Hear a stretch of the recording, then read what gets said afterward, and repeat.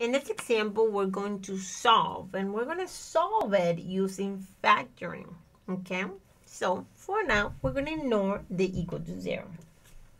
And then we're going to ask ourselves again, the first question, is there a GCF? Do all the numbers and the variables have something in common that you can take out? In this case, no. Okay, then we ask how many terms? We have 4 terms. So we're going to solve by factoring. By grouping. Okay, grouping method. So what do? We split it in the middle. Okay, we are ignoring the 0 at the moment. What does this has in common? It has the x squared. Right over here. Open my parentheses. Take away 2 from 3. I'm left with 1. I don't have no x, so I'm just left with a 10. And here, what do I have in common? The negative 9. Take it out. It's me x plus 10. Okay. Negative 90 divided by negative 9, positive 10. What does this has in common? That this has in common? The x plus 10. Oops. Small. X plus 10. What are you left with? X squared minus 9 equal to 0. Now, I want you to take a close look at this right here. Look at it closely.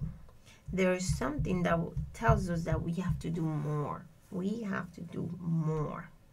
Okay? Right here, this x squared minus 9. Does that look like something that we have talked about before?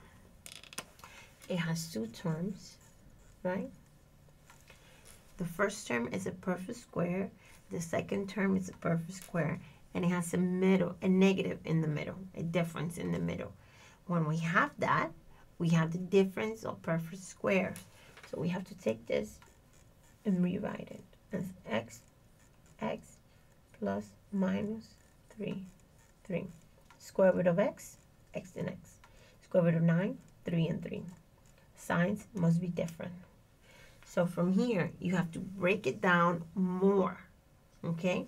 Right here, this is not factored completely. So now I'm going to rewrite it. X plus 10, x plus 3, x minus 3 equals, to 0. Now, I'm going to take into account the equal to 0. What does the equal to 0 mean? It's telling me that I want a value for x. Okay, so I need to solve for x. So you're going to rewrite x plus 10 equals to 0. X plus 3 equals to 0. X minus 3 equals to 0. Okay? Minus 10 on both sides. X equals to negative 10. Minus 3 on both sides. X equals to negative 3. Plus 3 on both sides. X equals to 3.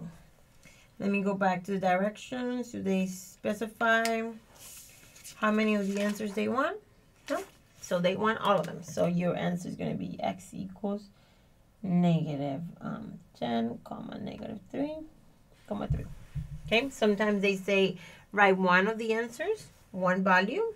The negative 10 will be fine, or the negative 3, or the positive 3. But in this case, they don't specify, so you want to write them all. Okay.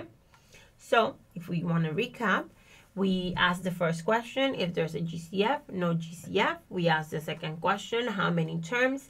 In this case, it has 4 terms. Therefore, we want to factor by grouping. We did.